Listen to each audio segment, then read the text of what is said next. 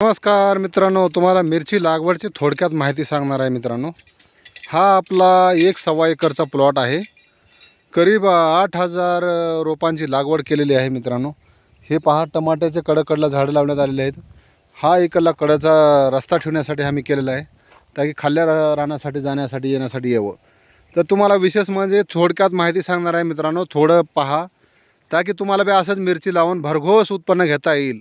यासाठी मी 2 शब्दात तुम्हाला मी माहिती सांगणार आहे, तरी ऐकून घ्या। अगोदर आम्ही ही रान नीट केलं, रोटरलं वगैरे सगळं ढेकळं होते उन्हाळ्यामध्ये नांगरल्यामुळं। मग त्यानंतर आपण रोटरून वगैरे सगळं घेतलं। रोटरून घेतल्यानंतर मग आपल्याकडे वरी पोल्ट्री शेड आहे मित्रांनो, तिकडं वर तिथला खात आणून आपण टाकले ढिगं ढिगं ढिगं, जवळजवळ म्हणजे अंतरावर, म्हणजे जास्त दाट पडला अशा पद्धतीने आपण खात टाकला मित्रांनो। त्यानंतर मग आपण आपला तर जूनलाच लावायची होती मिरची 1-2 तारखेला, पण यंदा पाऊस नसल्यामुळं आपण लागवड करू शकलो नाही। त्यासाठी मग आपण जुलैमध्ये 1 तारखेला लागवड केलेली आहे मित्रांनो। मिरची अशी छान आलेली आहे। मग यानंतर मिरचीचं आपण डिमांड दिलं रोप नर्सरीमध्ये लावून घेण्यासाठी। मग त्याने रोपाची लागण केली होती। रोप आपलं कमीत कमी 4-5 इंच असं रोप आल्यानंतर मग आपण घेऊन आलो, ती रोप फुटवा केलं। त्यानंतर त्याच्या अगोदरच आपण मल्चिंग आतरून पाणी सोडलं होतं 4-5 दिवस, ताकी रान बहुत वल्ला झाला पाहिजे। मल्चिंग आतरून घेण्यासाठी गुत्तं दिलं। भरपूर असं पैसे लागलेत मित्रांनो। 7-8 हजाराचं रोप होतं, 8,000 पौधे, पण 10,000 रुपये रोपाला लागले, 10-12 हजार हे काय मल्चिंगला लागले। त्यानंतर मल्चिंग विकत आणणं, साऱ्या गोष्टी करून आपण हे प्लॉट तयार केलेला आहे मित्रांनो। छान प्रकारे असं आता नवीन मिरची लागलेली आहे। मिरचीच सुद्धा तुम्हाला दावणार आहे, मध्ये तण ठेवलं नाही, आपण खुरपून घेतलेलं आहे मित्रांनो। अशा प्रकारे हा सारा प्लॉट आहे। इकडून पाहता पूर्ण असं एकदम नियोजन प्रकारे केलेलं आहे, मधून धुंडा हाणून घेतलेला आहे मित्रांनो आपण।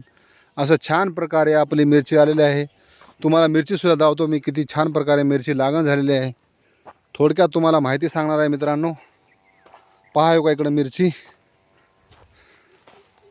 मिरचीला असं छान प्रकारे फळ लागलेलं आहे मित्रांनो, पाहू शकता। 1 नंबर असं मिरचीला फळ लागलेलं आहे मित्रांनो। आणि अशी मिरची आपली करीब कमरे इतकी उंच आलेली आहे मित्रांनो।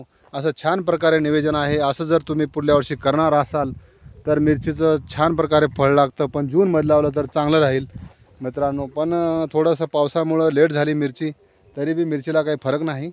छान प्रकारे असं काही नाही, आम्ही 2-3 फवारण्या करून घेतलेल्या आहे मित्रांनो। एकदम असं छान प्रकारे मिरची आलेली आहे। अशीच मिरची लागवड करा आणि भरघोस तुम्ही पण उत्पन्न घ्या, अशी मी थोडक्यात तुम्हाला माहिती सांगतो। जर तुम्ही नवीन असाल ह्या चॅनलवर तर आमच्या चॅनलला सबस्क्राईब करून घ्या, की ताकी असंच तुम्हाला नवनवीन व्हिडिओ पाहण्यासाठी मिळतील आणि तुमचंसुद्धा भरघोस उत्पन्न होईल। पुढच्या वर्षी तुम्ही जर मिरची लागवड केला तर पाहू शकता, हा पूर्ण प्लॉट आहे मित्रांनो। त्याकडंपासून ते ह्याकडंपर्यंत असं आपलं मिरचीचं पीक आहे।